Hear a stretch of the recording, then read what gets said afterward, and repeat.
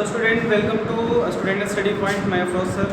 और ये आपका जो श्री भारत में राष्ट्रवाद और भारत में राष्ट्रवाद का उदय, ये हम लोग देख रहे थे कल, और जिसमें बहुत सारे हम लोग फैक्टर निकालन को हम लोग डिस्कस किए थे। और हम लोग देखे थे कि कैसे भारत में राष्ट्रीयता जो है उसका उदय हुआ था।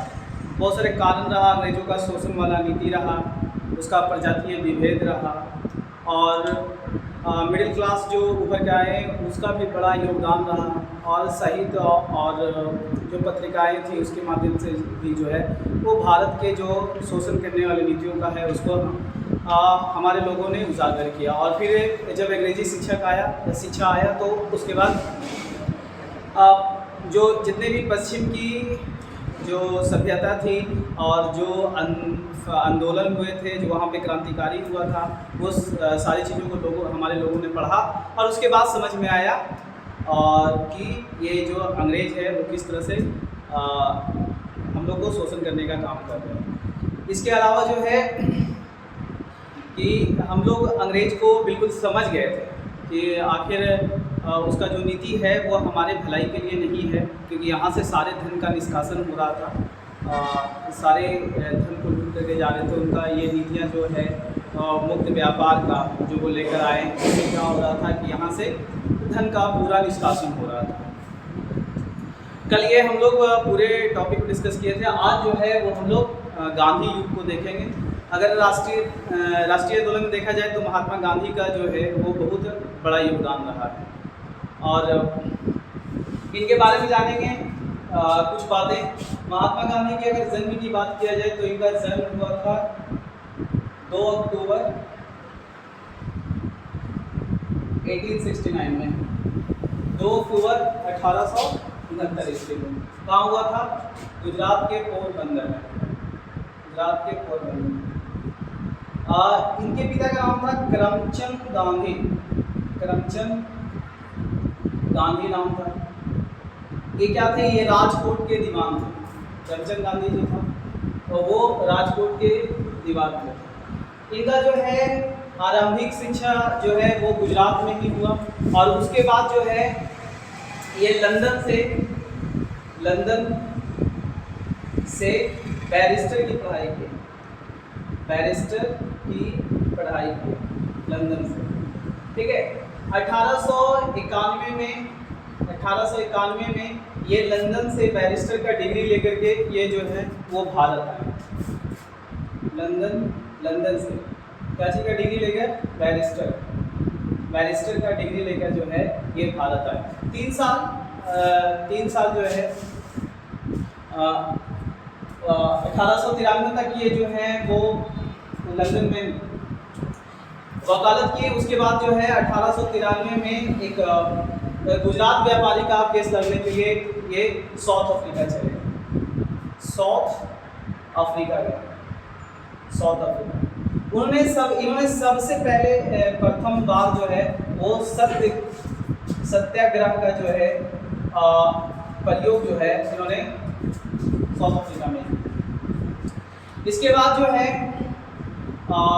जिससे ही इनका जो ख्याति जो है वो साउथ अफ्रीका से ही मिला इनको। ये फेमस हो गए साउथ अफ्रीका में। जो ये इन्होंने क्या किए थे कि ट्रांसवाल में इन्होंने लीड किया था भारतीयों को, एक जुलूस को नेतृत्व किए थे, और इन्होंने वहाँ पे जो है वो सत्याग्रह किए, और वहाँ से इनको ख्याति मिली। तो पहली बार इन्होंने सत्याग्रह का जो उपयोग किए थे वो साउथ अफ्रीका में किए थे। अब इनके सत्याग्रह से जो है वहाँ पर जो नस्ल भेदभाव हो रहा था, इनके सत्याग्रह की वजह से जो है वहाँ की सरकार जो है वो भारतीयों को बहुत जो सुविधाएं हैं वो प्रदान की। तो ये आपका संक्षिप्त में आपको याद रखना है। महात्मा गांधी के बारे में ये कुछ बातें हैं जो याद करना है। अच्छा, इनका जो दर्शन था वो सत्य पर आधारित था।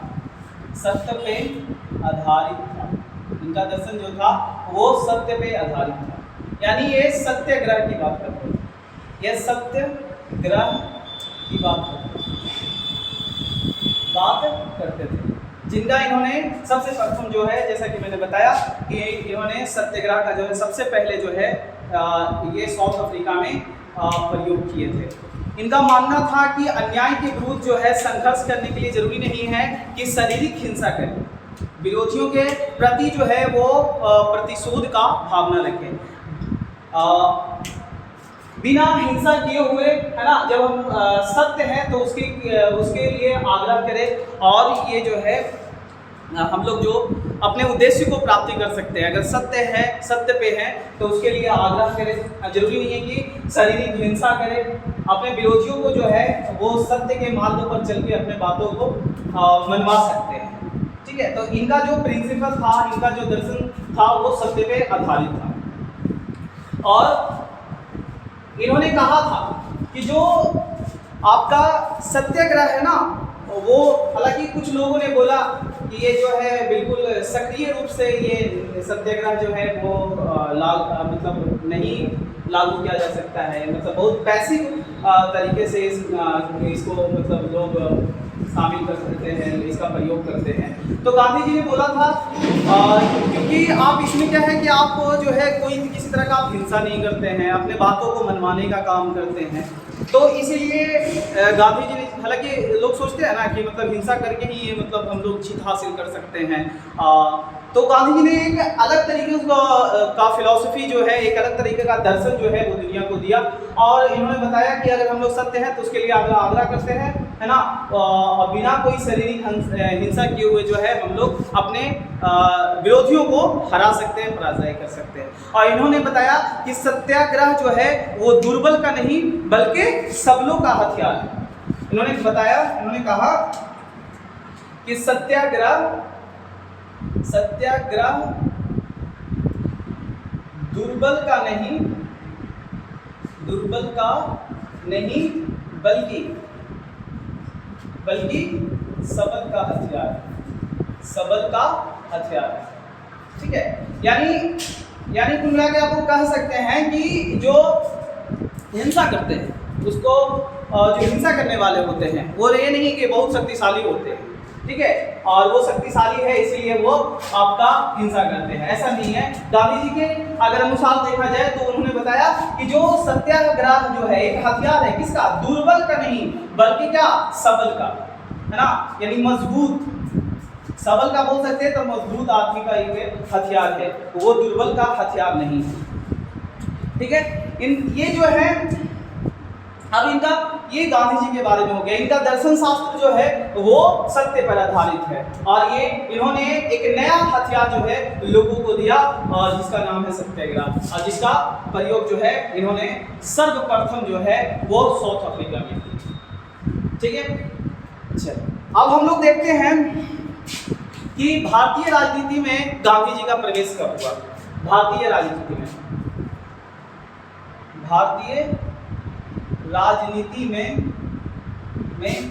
गांधी जी का प्रवेश,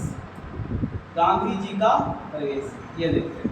ये चीजें जो है आप गांधी जी के बारे में याद रखिएगा, क्योंकि गांधी जी के बारे में आपको लिखना रहेगा, तो ये सारे बातें आप जो है वो लिख सकते हैं।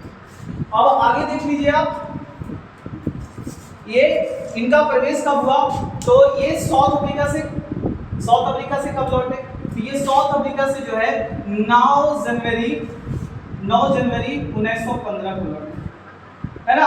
इसी को हम लोग भारत में जो है क्या मनाते हैं, तो इसको प्रवासी भारतीय दिवस मनाते हैं। प्रवासी भारतीय दिवस के रूप में इसको हम लोग क्या करते हैं, इसको सेलिब्रेट करते हैं, प्रवासी भारतीय दिवस के रूप में मनाते हैं, जब गांधी जी साउथ अफ्रीका से लौटे थे। अच्छा, इनका ये जान लीजिए कि इनका राजनीतिक गुरु कौन था। राजनीतिक गुरु जो इनका थे वो गोपाल कृष्ण गोखले थे। गोपाल कृष्ण गोखले।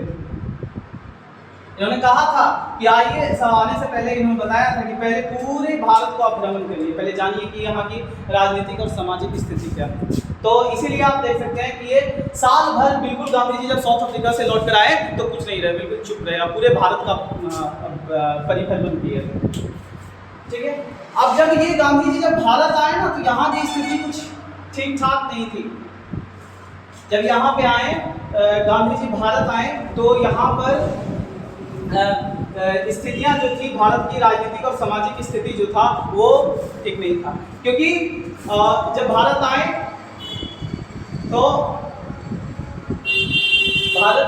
तो उस समय क्या था कि वो विश्व युद्ध छिड़ा हुआ था। प्रथम विश्व युद्ध जो है वो छिड़ा हुआ था। प्रथम विश्व युद्ध कब से कब तक चला, तो वो जो है वो ये 1914 से लेकर 1918 तक चला। 1914 से लेकर 1918 किन के बीच लड़ा गया, तो मित्र राष्ट्र के बीच लड़ा गया और केंद्रीय शक्ति के बीच लड़ा गया। मित्र राष्ट्र और केंद्रीय शक्ति के बीच लड़ा गया। इधर कौन था, तो इधर ब्रिटेन था, आपका जापान था, और इसके साथ जो थे फ्रांस थे। मित्र राष्ट्र में कौन था, ब्रिटेन, फ्रांस, है ना, जापान, ये सारे थे। बाद में हालांकि अमेरिका भी इसमें शामिल होता है। अमेरिका ये मित्र राष्ट्र में। और इधर कौन था, तो इधर जो था वो आपका जर्मनी था, ठीक है, और तुर्की, ऑस्ट्रिया, ये सारे लड़ रहे थे, ठीक है। और भारतीयों ने इसको इस तरह से इसलिए सपोर्ट किया था कि अगर हम लोग सपोर्ट करते हैं तो हम लोग को स्वराज जो है, तो वो स्वराज का मतलब क्या होता है, स्वशासन जो है हम भारतीयों को दे दिया जाएगा। मैं ऐसा कुछ होता नहीं है। बाद में आप देखिएगा, आगे हम लोग देखेंगे कि इसकी बात जो है वो राजनीतिक और आर्थिक स्थिति जो है वो भारत का और भी दयनीय हो जाता है। तो जब ये बात कर रहे थे गांधी जी की, जब ये आए तो यहाँ पे ये ऐसी स्थिति भारत में जो है वो बना हुआ था, ठीक है। यहाँ पर जो है वो होम रूल 1916 में जो है 1916 में तिलक और एनी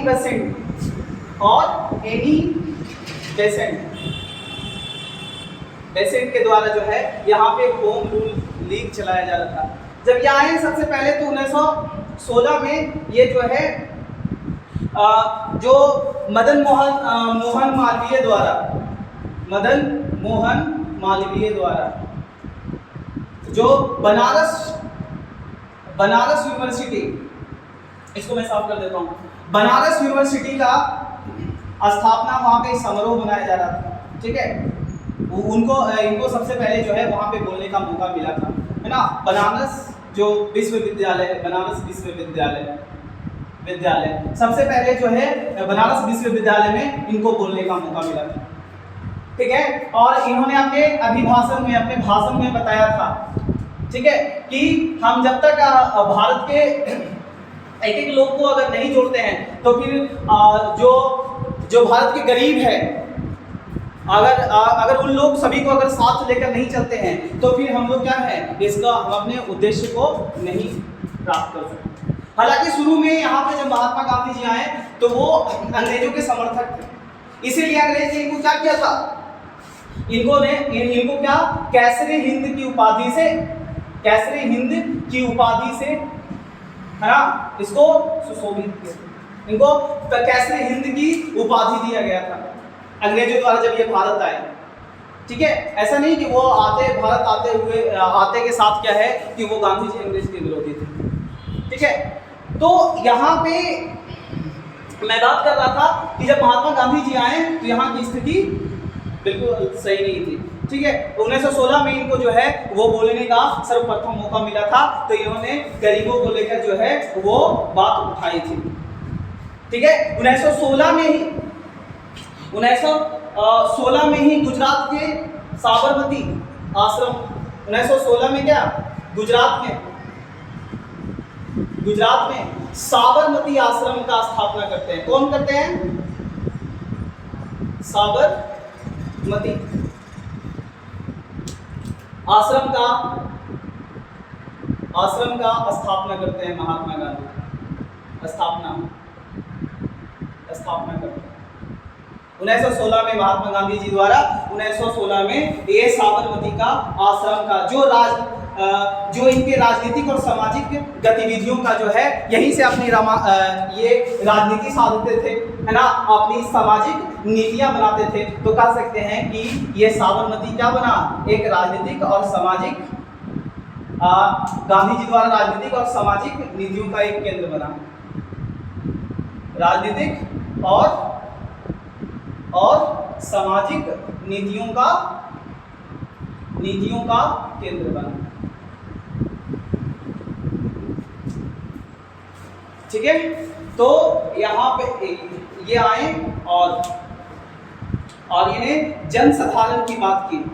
ठीक है, और फिर उसके बाद ही जो है ये 1916 में ही, है ना, लखनऊ का कांग्रेस अधिवेशन हो रहा था। लखनऊ कांग्रेस अधिवेशन हो रहा था, कांग्रेस अधिवेशन जिसमें ये भाग लिए थे। ठीक है, जब महात्मा गांधी जी आए ना, ये लखनऊ अधिवेशन जिसमें कांग्रेस में फुट पड़ जाती है, उसमें ये क्या होता है, फिर ये समझौता हो जाती है, जो नरम दल और गरम दल में बैठ जाता है। तो ऐसे कह सकते हैं कि कांग्रेस भी जो था 1907 में बटा हुआ था, सूरत का विभाजन हो गया था स्वदेशी आंदोलन को लेकर, है ना। इससे पहले महात्मा गांधी के आने से पहले ही बंगाल का विभाजन हो गया था, है ना। हिंदू मुस्लिम को अलग करने का एक कोशिश किया गया था। हालांकि कर्जन ने बताया था कि ये प्रशासनिक सुविधा के लिए मैं इसको बांटा था। तो जब गांधी जी जब आए ना, तो पूरी स्थिति को समझे। यहाँ पे स्थिति जो है भारत की जो राजनीतिक और सामाजिक स्थिति है वो बिल्कुल मतलब सही नहीं था। अब 1916 में लखनऊ कांग्रेस अधिवेशन होता है, तब बिहार के चंपारण से, है ना, राजकुमार शुक्ल जी जाते हैं। राजकुमार शुक्ल ये किसानों के नेता होते हैं। ये जो है ना, ये सबसे पहले जो है वो गांधी जी को जो है वो चंपारण में जो तिनकठिया सिस्टम था, तिनकठिया सिस्टम, है ना, तिनकठिया जो सिस्टम था जिसमें कम से कम एक ये 3 कट्ठा में जो है 20 कट्ठा में 3 कट्ठा क्या करना पड़ता था, वो नील की खेती करना पड़ता था। उनकी ये अंग्रेजों का जो शोषण किया जा रहा था, उसके लिए जो है राजकुमार शुक्ल ने गांधी जी के सर्वप्रथम क्या है ध्यान को आकर्षित किया। और ये जो है 1917 में गांधी जी ने, है ना, भारत में अगर पूछे कि मतलब कि सत्याग्रह का प्रयोग कब किए, तो सत्याग्रह का जो है भारत में ये जो है महात्मा गांधी 1917 में किए, जिसमें जो है ये किसान का एक कमेटी गठन किया जाता है। और उसके बाद जो है ये तिनकठिया सिस्टम को महात्मा गांधी जी के प्रयास से तिनकठिया सिस्टम जो है वो खत्म कर दिया जाता है। अच्छा, तो फिर इसके बाद में देखिएगा गांधी जी जो है वो आपका तरीका बताएंगे कि कैसे हम लोग अंग्रेजों से जो है वो अंग्रेजों को हरा सकते हैं, पूरा आंदोलन चलाएंगे। लोगों को जो है गांधी जी क्यों जाने जाते हैं, क्योंकि इन्होंने क्या किया, एक जन आंदोलन खड़ा करेंगे। हालांकि सबसे पहले सत्याग्रह का यहाँ पर प्रयोग किए थे, मगर ये सत्याग्रह जो है का बहुत बड़ा कह सकते हैं पूरे भारत में पूरे एक बड़े स्तर पर जो है सत्याग्रह का प्रयोग जो है महात्मा गांधी जी द्वारा 1919 में रॉलेट एक्ट जब आता है तो उसके खिलाफ होता है, जो हम लोग आगे बात करेंगे इस पे। ठीक है, तो ये महात्मा गांधी जी का आप देखें यहाँ पे कि महात्मा गांधी जी का क्या है, वो भारतीय राजनीति में यहाँ से प्रवेश हो जाता है 1917 से। ठीक है, और यहाँ पर आगे हम लोग बात करने वाले हैं कि जब प्रथम विश्व युद्ध हो रहा था तो अंग्रेजों ने क्या किया था, वो भारतीयों को, है ना, भारतीय उम्मीद लगाए बैठे थे कि इसकी स्थिति सुधरेगी और स्वराज की प्राप्ति होगी, मगर ऐसा कुछ होता नहीं है। हम लोग देख लेते हैं यहाँ पे कि प्रथम विश्व युद्ध का भारत पर क्या प्रभाव पड़ा। प्रथम विश्व युद्ध का और भी गांधी जी द्वारा चलाए गए असहयोग आंदोलन है, सविनय अवज्ञा आंदोलन है, भी बहुत सारी चीजें पढ़ना है। यहाँ पे मैं सिर्फ अभी हम लोग क्या देखें, वो देखें कि गांधी जी का भारतीय राजनीतिक में प्रवेश देखें। ठीक है, और यहाँ पर सत्याग्रह से यहाँ पे प्रवेश हो गया। अभी यहाँ पे मैं पढ़ लेता हूँ हम लोग कि जब प्रथम युद्ध शुरू, अभी बताया कि 1914 से 18 तक 1918 तक जो है वो आपका प्रथम विश्व युद्ध। अब इसका जो है भारत पे क्या प्रभाव पड़ा, भारत पे क्या प्रभाव पड़ा, प्रथम विश्व युद्ध का भारत पे प्रभाव, विश्व युद्ध का भारत पर प्रभाव, जो प्रथम विश्व युद्ध हुआ उस पे भारत पे क्या प्रभाव पड़ा। प्रथम विश्व युद्ध में भारत पे क्या प्रभाव पड़ा ये हम लोग देख लेते हैं, ठीक है। पहला जो है वो प्रथम विश्व युद्ध में जो है भारत पर आर्थिक और राजनीतिक जो है वो एक गहरा प्रभाव पड़ा, ठीक है। पहला क्या किया, बिना भारतीयों के सहमति के, बिना भारतीयों के सहमति के ये क्या हुआ, ब्रिटिश जो है वो भारत को भी प्रथम विश्व युद्ध में झोंक दिया था, ठीक है। और ये जो है विश्व युद्ध के लिए ये बहुत सारे कर्जे ले लिए थे, बहुत सारा जो है वो कर्जा लेकर रखा था, ठीक है। और इसके अलावा जो है ये सीमा शुल्क भी बढ़ा दिए थे, सीमा शुल्क बढ़ा दिए थे, ठीक है। और ये निर्यात शुल्क भी लगा दिए थे, निर्यात शुल्क, जिससे क्या हुआ कि निर्यात होने वाले भी वस्तुएं जो है उसकी जो है जो प्राइस है, जो मूल्य है वो बहुत बढ़ गया था। यहाँ पर क्या आयकर भी लगा दिए थे, ये आयकर भी लगा दिए थे, अंग्रेजों द्वारा जो है प्रथम विश्व युद्ध के बाद आयकर भी लगा दिए गए थे। तो इससे क्या हुआ, इससे जो खाने पीने की सामान थी, खाने पीने जो खाद्यान्न था, खाने पीने की जो सामान थी उसका मूल्य में भी क्या हो गया, वृद्धि हो गया, उसके मूल्य में वृद्धि हो गया। जब ये सारे चीजों टैक्स को बढ़ा दिए तो खाने पीने की जो चीजें थी उसके दाम में भी क्या हो गया, बढ़ोतरी हो गया, ठीक है। यही समय था 1918 प्रथम विश्व युद्ध के समय ही फसल नष्ट हो गए थे, फसल नष्ट हो गए थे, ठीक है। और फ्लू भी फैल गया था, जिसके कारण क्या हो गया, और भूखमरी हो गई, भूखमरी जिसके कारण जो है लाखों की संख्या में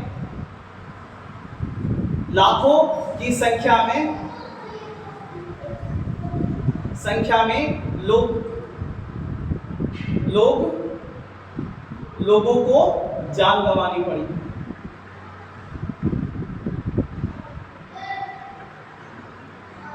लोगों की जान गंवानी पड़ी लाखों की संख्या में। अब यहाँ पर क्या हो गया, यहाँ पे लाखों की संख्या में जो है ये भूखमरी, गरीबी आ गया, जिसके में क्या हुआ कि लाखों की संख्या में प्रथम विश्व युद्ध के बाद जो है बिल्कुल कह सकते हैं कि जो भारतीय अर्थव्यवस्था था, भारतीय अर्थव्यवस्था वो बिल्कुल क्या हो गया था, वो बिल्कुल नष्ट हो गया था, बिल्कुल है ना, अव्यवस्थित हो गया था, कह सकते हैं अव्यवस्थित हो गया था, ठीक है। तो क्या देखें इसका प्रथम विश्व युद्ध का भारतीयों पर क्या प्रभाव था, ठीक है। तो पहले तो बिना सहमति के जो है भारतीयों को जो है प्रथम विश्व युद्ध में जो है वो झोंक दिया गया, ठीक है। सीमा शुल्क बढ़ा दिया गया, निर्यात शुल्क बढ़ा दिया गया, इसमें जो थे वो भारतीय जो कुटीर उद्योग था ये सब भी सारे नष्ट हो गए।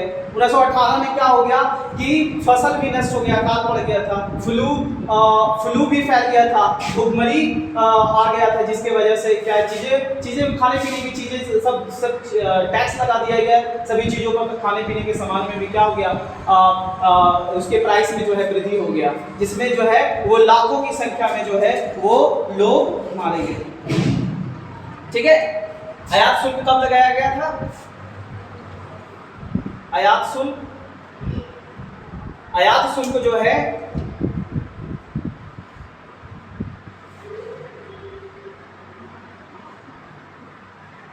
आयात शुल्क 1916 में लगाया गया था, आयात शुल्क, ठीक है। तो ये सारे प्रभाव रहे, ठीक है। बहुत सारे कर्ज ले लिया युद्ध के नाम पर, ठीक है। और यही के पैसों से क्या कर रहा था, युद्ध लड़ रहा था। सीमा शुल्क बढ़ा दिया, आयात शुल्क बढ़ा दिया 1916 में, है ना। खाने पीने के सामानों में क्या हो गई, बढ़ोतरी हो गई, फसल नष्ट हो गया, और फ्लू और भुखमरी के कारण क्या हुआ, लाखों लोग मारे गए। ये यहाँ पे आप कह सकते हैं कि भारतीय व्यवस्था जो है वो प्रथम विश्व युद्ध के बाद बिल्कुल नष्ट हुई। आगे हम लोग पढ़ेंगे क्रांतिकारी गतिविधियाँ, आगे हम लोग पढ़ेंगे क्रांतिकारी गतिविधियाँ। आज के लिए बस इतना ही। Thank you very much. आप लोग रेगुलर वॉच करते रहिए, और कहीं पर कुछ कमियाँ आती है तो आप इसे बताएं, हम लोग सुधार करने का कोशिश करेंगे। धन्यवाद।